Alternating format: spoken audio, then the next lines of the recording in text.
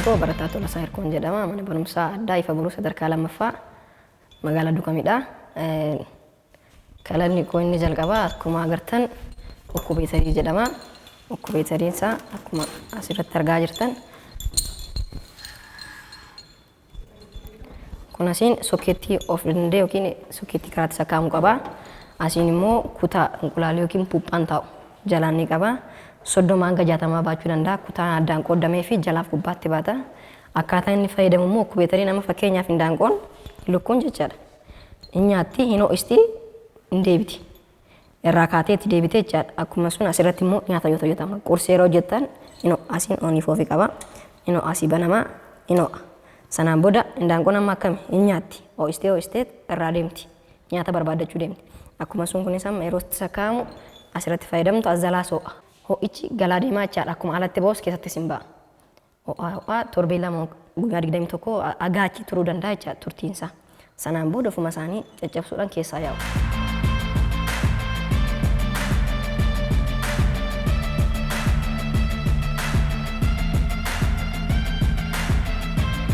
Meeshaaleen irraa hojjedhe tokkoffaa sibiila. Sibiila naannoo keenyatti argamu amma fakkeenyaaf caccabee kan badu jira. Sibiilli ijoollee adda addaa hin gurguru lafarra fa'aa deemanii argamu jira. Isaan irraa fuudhuudhaan walitti babayyaduudhaan kun immoo akkuma agartan istoofii keessa istoofii ishee gubbaa ishee jechaadha. Naannoo ishee irraa buqqisuudhaan akka hojjetu ilaaleen booda ooniif ofii cuftuuf bantuu ishee jechaadha. Akka laayitii qabaachuu qabdi keessaan laayitii ishee. Ifni jira keessaan ifa diimaa ibsa.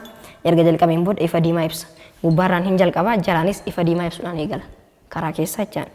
Meeshaan irraa hojjetame sokkeettii istoofii kan cite kan badee jechaadha. Istoofii immoo badee irraa hojjetame inni hojjetaa jechaadha. Sibiila qalamiis irratti dibuudhaan akka babbareedee miidhagees fakkana fakkaatu immoo sibiila. Okkubeetariin akkuma dura isinitti kaasee yaalutti okkubeetarii jechuun duraan meeshaa ho'a qabaachuu qaba meeshicha jechaadha. Duraan ifaadha ampuulii 4-5 godhanii torbee lama donguutiin ampuulichi gubachuu danda'a jechaadha. Dafee gubatasin maaliifin sa'aatii 24 ifaa tura waan ta'eef dafee akka baasuuf hin gubata. Erga gubateen booda al tokkicha gubannaan immoo hin ta'u jechaadha hin bada. Inqulaalichi tokkichi ifni jalqabee irraa dhaabbannaan hin bada. Insummaa jechaadha hin baatu inqulaaliin keessa. Kun immoo isarraa adda kan ta'e akkuma dura isinitti hime hindaanqoon nyaattee itti deebitee ho'isti. Kunis immoo qursii irratti hojjetamaa hin cufama. Misaarra hojjetamaa hin cufama. Darbaan irratti hojjetamaa hin cufama. Sababni isaa kanadha jechaadha.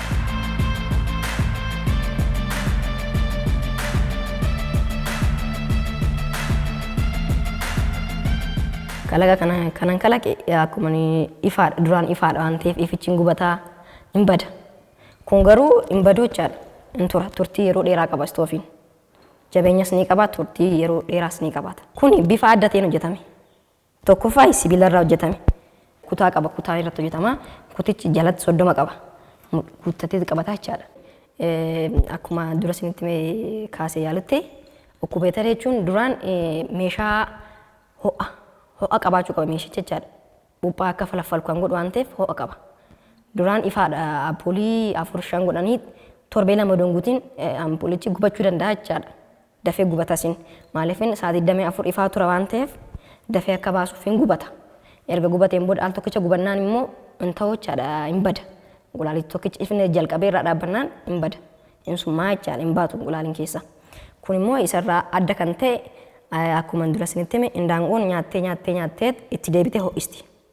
Kunis immoo qursii irratti hojjetamaa hin cufama. Misaarra hojjetamaa hin cufama. Darbaan irratti hojjetamaa hin cufama. Kalaqa kanan kalaqe akkuma ifaadha duraan ifaadha waan ta'eef ifichi hin gubataa hin bada. Kun garuu hin badu jechaadha. Hin tura turtii yeroo dheeraa qaba istoofiin.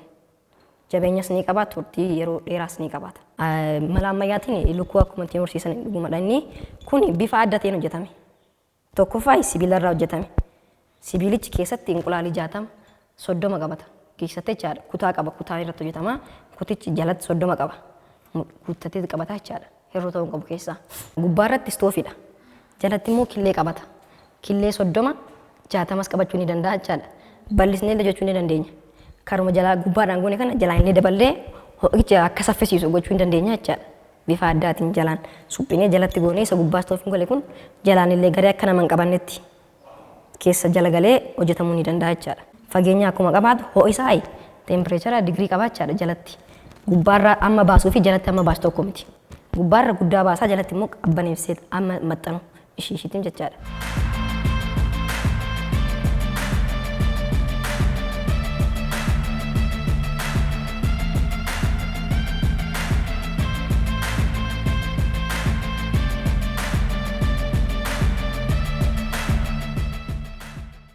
Kalaqa kan hojjechuudhaaf torbee tokko natti fudhate.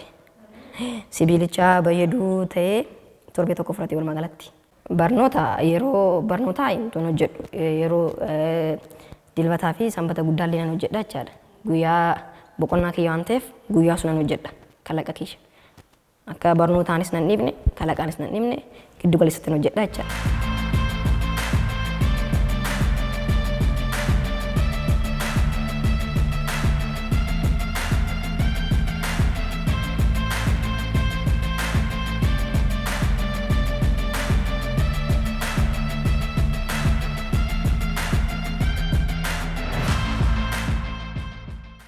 Inni lammaffaa akkuma asitti agartan ifaa kana qaba. Ifichi akkuma asirratti agartan mana barumsaa artist Hacaaluu Hundeessaadha. Mana barumsaa sadarkaa tokkoffaa mana barumsaa artist Hacaaluu Hundeessaa kutaa sadiitti tokko hanga saddeetitti baradhee fixee isa kana nan kalaqe tokkoffaa artist Hacaaluu Hundeessaa erga lubbuudhaan boqotee waggaa tokkoffaasaa kabachiisuudhaan jechaadha. Hacaaluun erga boqotee waggaa tokkoffaasaa irratti kalaqa kana kalaqee kalaqni kunis eenyummaa mana barumsichaa erga moggaa'een booda mana barumsaa Hacaaluu mana barumsaa artist Hacaaluu Hundeessaa erga jedhamee moggaafameen booda kalaqa waggaa tokkoffaa inni boqotee waggaa tokkoffaatti hojjedhee keessaan ifaa sadii qaba. Halkan mana barumsichaa ibsaa anifu of keessaa qaba waan ta'eef sokkeetii akkuma asii agartan ifaadhaan kan keessa gadi galchuu qaba. Ifaa sadii gidduu keessa jira. Akkuma asitti agartan immoo bara 2014 jedha kutaa torbaffaa yeroon jirudha. Kutaa tokko kaasee hanga 8 barsiisa manni barumsaa Hacaaluu. Yaadannoo isaatiif hojjedhee halkan ibsaa yookiin ifaatti yeroo sakkaa'amu ifaa jechaadha keessaan ifa mul'ata ifichi.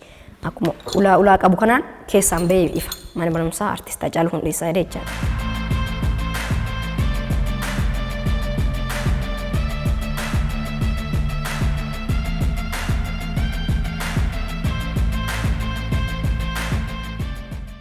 Faayidaa ichi akkuma isinitti himee yaadannoodhaaf.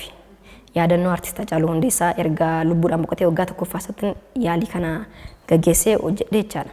Yeroo inni fudhate haaluma salphaadhaan guyyaa sadii natti fudhate fixuudhaaf jechaadha. Karoora odoon baasiin dura guyyaa sadii natti fudhate. Meeshaan inni irraa fayyadame akkuma asirratti agartan inni kun iskiriinii televezyiinii fuudhuudhaan keessaa kophaa isaatti baaseetan diriiliidhaan lakkaa'uudhaan dura iskiriptoodhaan irratti sassaraareen jechaadha. Sarara isaa sun akka hin daganne qalamaan irratti sassaraareen booda nan uree jechaadha. Yeroon urus of eeggannoodhaan yoo ta'e malee hin caba hin uratas. Akka hin taane caba waan ta'eef jala waan haphii irra godhetan diriiliidhaan lakkaa'ee uree erga fixee akka ifitti alatti gadi hin baane karaa fuulduraa qofa akka ifuuf mukadha. Muka naannee jira jechaadha. Karaa duubaa isaa immoo iskiriinii yookiin televezyiinii duuba isaa cuftuu isaa 32 inchii ta'uu danda'a. Baasoddomii lamaa ta'uu danda'a. Akkuma guddina isaatti jechaadha. Duuba isaa irraa fudhadheetan isaan ittiin hojjedhe jechaadha. Gidduu immoo ampoolii yookiin ifaa sadii jira. Sarara tokko qofa irraa ifu. Dhuunfaa kiyyaan hojjedhee abbaa kiyyaa fi haadha kiyyan na gargaaree akkan kana hojjedhee agarsiisuuf isaan mantu na gargaaree jechaadha.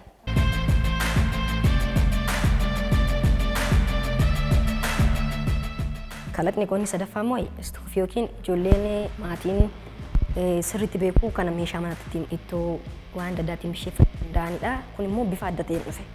Istoofiin meeshaan itti ijoolleen manatti bisheeffachuu danda'an ganama yeroo hundaamu ho'ichi akkuma gubbaatti ol ba'u jalatti illee ni ba'a. Innaa ho'u laastikii yookiin ani irra kaasuun teessoo ta'uu danda'a. Waan adda addaa ta'uu danda'a. Baquu danda'a. Meeshichaan baqu ta'uu danda'a. Kun immoo bifa adda ta'een gubbaa irratti hidhamee hojjetame istoofichi jechaadha. Jalaan akka qilleensa galuuf elektirikiinsa walitti ennaa qabamu hin ho'a. Ho'ichi immoo gogogee dhaqee balaa'uu danda'a. Ibsaa irratti jechaadha. Kun immoo jalaan qadaan isaa irraa buqqee meeshaa isaa sirraa'ee ooni bantuuf cuftuu qabaata. Bitee yookiin bilooniidhaan irratti hidhamee asiin gadee iskiriinii keessa isheeti kun immoo keessa iskiriiniiti. Anuma televezyiinicha irraa ba'ee televezyiinii keessaa kan ba'u isaan haguugamee jechaadha kun isaa immoo asirris akkuma iskiriinii masaati iskiriinii televezyiiniiti irra caalaan irratti fayyadamee asiin gadee irratti hidhamuudhaan qalamiin akka bifa addaatiin babbareedee hojjetamu ta'ee meeshaan irraa hojjedhe MDF abbaa sadii keessa kashafamee jiru miidiyaa abbaa saniiti. Asiin immoo iskiriinii kan irra dhaabbatee jiru immoo sibiila. Jala isaatti teessoo keessaan kutaa qaba. Kutaa keessa taa'uu danda'u, meeshaan keessa taa'a, shunkurtiin taa'uu danda'a, dinnichi taa'uu danda'a. Asuma jala godhatu jechuudha. Duraan lafa godhatu, lafatti godhatu, lafa taa'a. Kun immoo baay'ee miidhaa namarraa gahaa waan ta'eef kun dhaabbattee hojjetatta. Asuma irratti waan barbaadde hojjetatta. Waan garaa kee waan nama barbaade asuma irratti hojjetatta. Kutaan isaa immoo kutaan isaa akkuma asiin agartan asiin banaa qaba. As jala kutichi kun akkatti banaa. Kun immoo asiin hancufamee fi ijoollee maatiin ijoolleen qabaachuu danda'u waan ta'eef dhufanii asiin akka hin xunne jalaan yeroo itti fayyadaman akka jalaan hin xunne tasa qaamni isaaniillee akka hin xunneef asiif fayyadamu waan ta'eef kun cuftuu ta'ee jechaadha. Sibiilichi yoo tuqellee kanatti dabarsuu hin danda'u jechaadha. Kalaqa kana kanan kalaqe yaa'u istoofii nutillee duraa manatti lafatti hojjetan.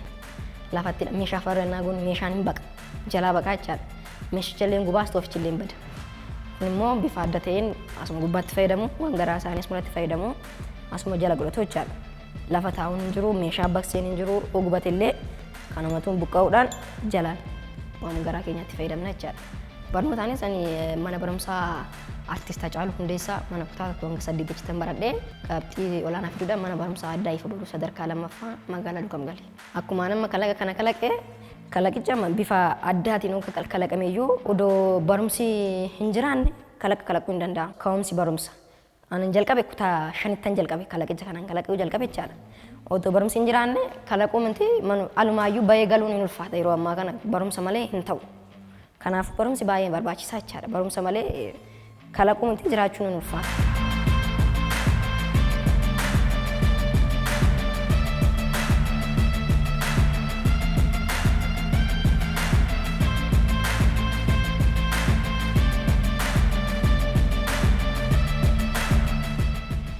Kalaqni kiyyaa inni afuraffaan immoo akkuma agartan gamoo abbaa lamaati. Baay'ee bareeda, baay'ee miidhagama. Kana nu jedhe baranuma nu jedhe bara 2016 erga baranuma erga barumsa jalqabeen booda eegalee jechaadha. Innis akkuma agartan akkuma baay'ee miidhagu kana gamichi kutaa lama qaba. Kutaa keessichaa fi kutaa gidduu jechaadha. Akkuma akkatti miidhagu kanallee kun immoo kutaa keessichaa keessa kan jiru. Kuni soofaa xarabeezaa adda addaa qabaaf keessaa ifaan illee ni jira. Meeshaa adda ta'een hojjetame jechaadha kun. Akkuma meeshaa adda ta'een hojjetame bakkisaas bakka hin fudhatu. Bakkuma salphaarratti waan guddaa jechuun ni danda'ama jechaadha. Sababni kan hojjedhes namoonni baay'een amma lafa guddaa qabu. Kan dhiphaas jiru guddaanis jira miti reekaa. Akkuma guddaan jiru xiqqaanis jira. Xiqqaarratti waan guddaa hojjechuun ni danda'ama jechaadha. Waan guddaarratti guddaa hojjechuun dhiisanii iyyuu waan xiqqaarratti waan guddaa hojjechuun ni danda'ama. Lafa saamuun hin jira, maaliin jira biyya kana keessa akkuma beekamudha. Garuu kun bifa salphaadhaan hojjetame jechaadha. Waanuma xiqqaarratti waan guddaa hojjechuu ni danda'ama jechaadha. Kutaa addaa kutaa ciisichaa qaba. Karaa konkolaataan seenuu jechaadha. Asiin konkolaataa seenaa jechaadha. Hin cufama galgala hin cufama. Asumarra taa'anii hordofuun ni danda'ama jechaadha. Jalatti hin dhaggeeffama jechaadha. Hin dhaga'ama. Maaliif gubbaa jiraan ta'e waan jala hojjetamaa jiru hin dhaga'a jechaadha konkolaatichi. Fudhatamuu hin danda'u.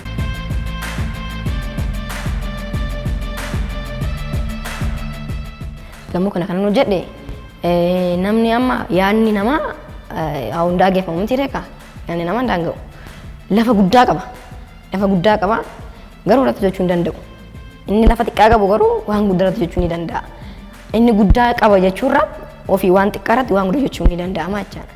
Waanuma xiqqaa irratti waan guddaa hojjechuu ni danda'ama jechaadha. Kana nu jedhe torbee tokko gidduutti fixee meeshaan irraa hojjedhe immoo MDF abbaa ja'a jabeenya qaba hin cabusii MDF abbaa jaaraan hojjedhe asiin mukadha. Muka Astiraaliyaa jedhamu jira. Isaan irraa hojjedhe akka jabeenyaaf fuulduraaf akka bareedutti Astiraaliyaadha kun. Kun immoo MDF abbaa ja'aati. Asiin baay'insas ni qaba, kutaanis ni qaba. Jalaan jabaachuu qaba maaliifin hundeen manicha jala waan ta'eef jalloo jabaate gubbaan isaa rakkoo hin qabu jechaadha. Miidhaas hin qabu maaliifin yeroo baay'ee jala waan xixiqqoodhaan hojjetaniit gubbaarra waan guddaan hojjechuudhaan jiguu danda'a, dho'uu danda'a, babbaduu danda'a. Kun immoo jalli isaa jabaachuu qabu waan jabaatan hojjetame jechaadha. Jallichi MDF abbaa 18tti naanneedha. Kun immoo abbaa 12 inni kun immoo abbaa 6tti naannee jechaadha. Wal caala saayizisaa wal caalaa deemaa jechaadha. Kutaan inni kun kutaatti bashannanan televezyiinii ni qaba gidduudha. Soofaallee asuma akkuma agartan soofaa xarabeezaa addaa qaba. Keessa galaa jechaadha. Televezyiiniin asiin karaa asiin jira. Asiin mul'ata. As keessa jechaadha. Asiin immoo kutaa kichinii yookiin kutaa nyaata bisheeffatan. kutaa of danda'e qaba. Asiin maskootii ni qaba. Qilleensa akka galee ba'uuf hangoon ni jira. Kun immoo kutaa ciisichaati. Kutaa ciisichaa keessa televezyiiniin akkuma ifaan ni jira. As keessa illee ifaan diimlaayitii addaa jira. Keessan aniifuu fi alaan aniifu tokkodha. Keessa naanneet karaa alaatti ba'eet fuulduraanis ni ifa. Kunis akkuma asirraa agartan inni ifa halkanii bareeddi baay'ee. Kun immoo kutaa ciisichaa isaati algaa isaati bifa addaatiin hojjetamtee as gidduu galtee jechaadha keessa ishee. As galtii kun immoo soofichis bifuma adda ta'een hojjetame leezarii fi MDF abbaa 6 abbaa 18 hojjetame.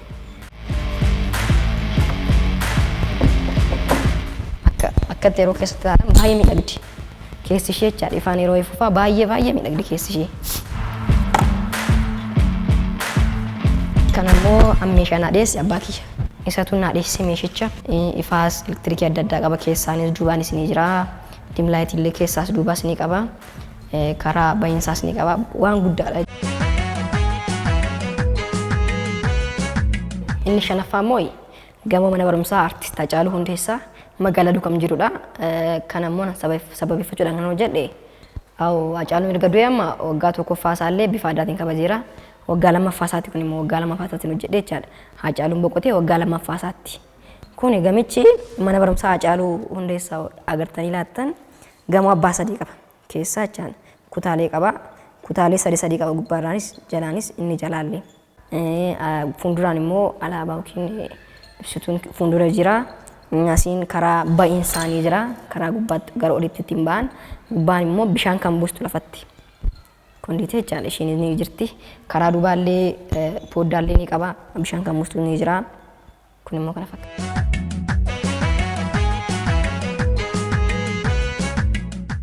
Kanarraa kanan hojjedhe kaartoonii. Kaartoonii naannoo keenyatti babbadu jira. Jalaan immoo MDF abbaa 3 akka jabeenya qabaatuuf jechaadha. Akka duubatti hin kufneef fuulduratti hin kufneef akka jabeessee qabu jalaanidha. Kaartooniidha kaan isaanii. Kaartoonii waraqaa kirbiitti keessa shiifaa isaan argatame kaansa.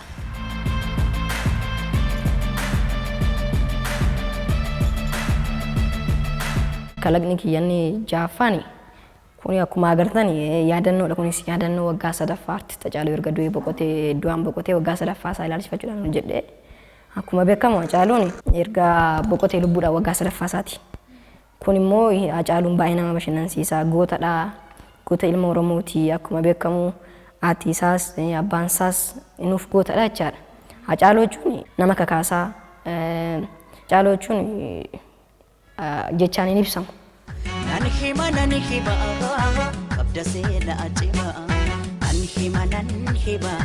Nani hima waa'ee kee callisoo argee. Kalaqichi akkuma agartan fuulduraan CD isaa irraa kan bahu haguuggii CD isaati.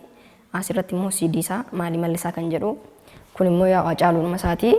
Duubaan immoo spiikerii yookiin Hacaaluun yeroo akkam godhee waltajjii akka ittiin miidhagsu kan godhedha jechaadha.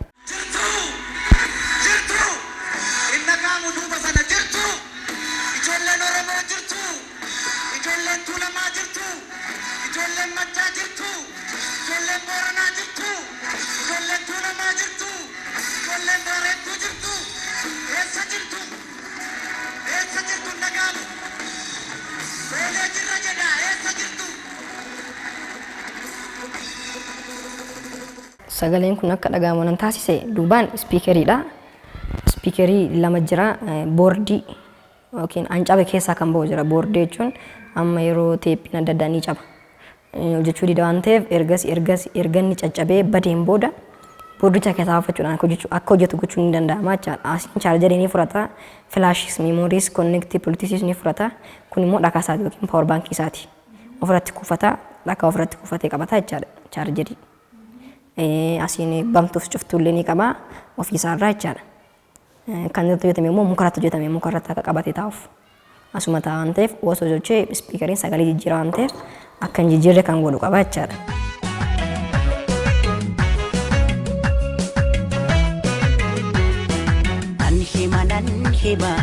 Nan hima waa'ee kee callisoo argee.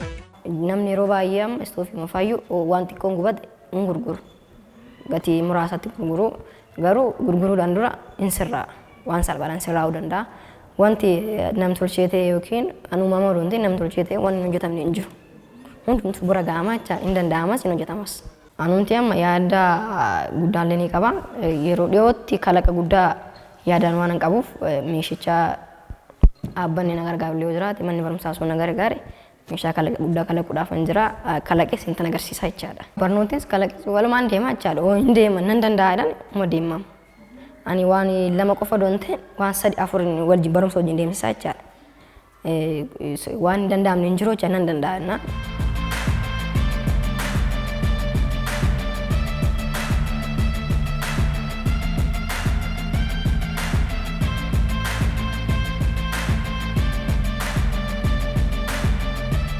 Yeroo baay'ee amma namni mana yaalaa deemee doktoroonni adda addaa jiru. Annan argee san naquun namee jira jechaan. Kanaaf doktorii ta'uun barbaada. Namoonni hedduun lubbuun isaanii akka hin dhabne lubbuu isaanii baraaruu barbaada jechaadha.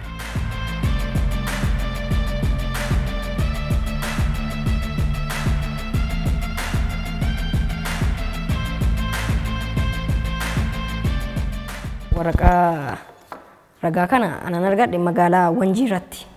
Magaalaa Wanjii waltajjiin gaggeessa waan ta'eef dhaabbata Relief Haven Organization jedhamu wajjin ji'a torbaffaa yookiin bara 2015 argadhe ji'a torbaffaa keessa achitti qophii jira waan ta'eef biyyoota irra deemeetiin hojjeta waan ta'eef dhaabbatichi isaan wajjinis waliigalteedhaan hojjedha. Isaanis akka abbaatti ana gargaaru obbo Taarikuu jedhamu isaan wajjin hojjedheetan isa kanaan argadhe badhaaficha jechaadha. Inni lammaffaas isuma Relief Haven Organization jedhama. Isaan wajjin ta'e kun immoo fiigaa atileetiksiidhaas achirratti qophii adda addaa jira. Qophicha irratti dorgomuudhaan atileetiidhaan dorgomeetan isa kana fudhadhe jechaadha. Inni kun immoo magaalaa Duukam asumatti qophaa'ee yeroo marsaa sadaffaatti qophaa'ee asitti. Marsaa tokkoffaa fixanii lammaffaa fixanii sadaffaatti qophaa'ee magaalaa Duukamittidha. Anaan walii bareessa asittidha magaalaa Duukamittidha mana barumsaa irraa qabatanii yeroon isaan wajjin hojjedhu isaan dorgomee yookiin isaan wajjin gaaffii nu gaafatan jira yeroo jalqaba hojiidhaaf jalqabnu jechaadha. Gaaffii jiraan gaafficha mo'achuudhaan isaan wajjin erga galeen booda waltajjii irratti na badhaasa. Isa kanaa fi miidiyaalee isa kana badhaasan jechaadha. Asitti dorgommii na dorgomsiisanii isarratti na badhaasan isa kana. Badhaasa kana argadhe jechaadha. Kun immoo isuma wajjin ta'e atileetiksiidhaan dorgommii hin gaggeessa dorgommii waan baay'ee gaggeessa waan ta'eef dorgommiilee adda addaa gaggeessa. Biyyaans dorgommii 30 ol gaggeessa. Guyyaa lamadha hin gaggeessu. Guyyaa lamaan irratti dorgomeetan isaan wajjin waan jiruuf lammaffaa irratti isa kana na badhaasa.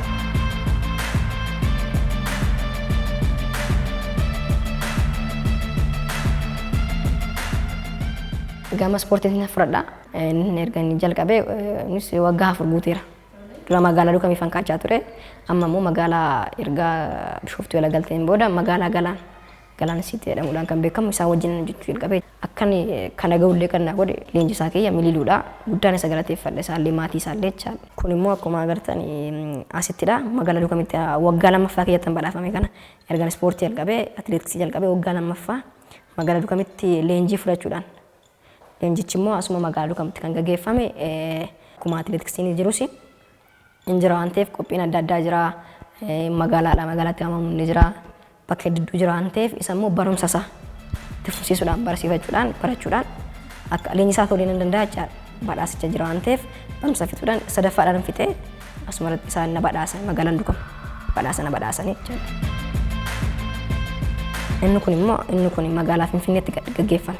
Magaalaa Finfinneetti gaggeeffame atileetiksii Abdii Boruudha innis Abdii Boruu magaalaa Duukam ennaa ture atileetiksii Abdii Boruu magaalaa Duukam jedhamee waamama. Innasidha kun immoo magaalaa Finfinneetti gaggeeffame innasan tokkoffaa ba'ee isa kana argadhe jechaadha. Kunis achumatti naannoo Jaalmeedaa jedhamuttidha kan gaggeeffame. Meedaa guddaa jira achi keessatti kan gaggeeffame tokkoffaa ba'uudhaan na badhaasan isa kanas fiigichaan nan badhaafame. Meetira 100 fi meetira 200 fiiga. Meedaaliyaan isaan kun shaggaran jedhan kun magaalaa Finfinnee irratti erga magaalaan adda addaa duraan qoodadha. Duukamis kophaatti of dandeesse kantiibaa magaalaa ishee qabdi. Bishooftunis biyyoonni akkatti ofuma magaalaa of dandeesse hin qabdi. Erga walitti makameen booda magaalaan Galaanii fi magaalaan Shaggar erga walitti makameen booda maqaa Shaggar erga moggaa'een booda moggaasa isaa irrattidha dorgommii taasisuudhaan achirratti namoonni irratti hirmaatan badhaasatti badhaafame jechaadha.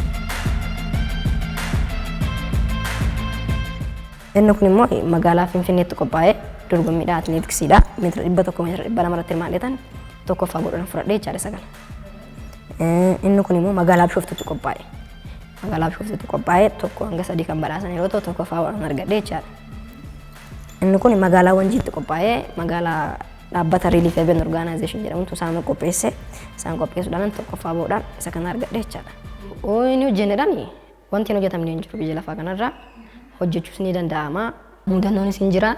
Yeroo tokko abbaan kiyyaa obbo Hirkoon maaliif inni barumsa dhiistee yeroo tokko na adabee ture. Inni hojjettullee naan jedhee na lolee ture.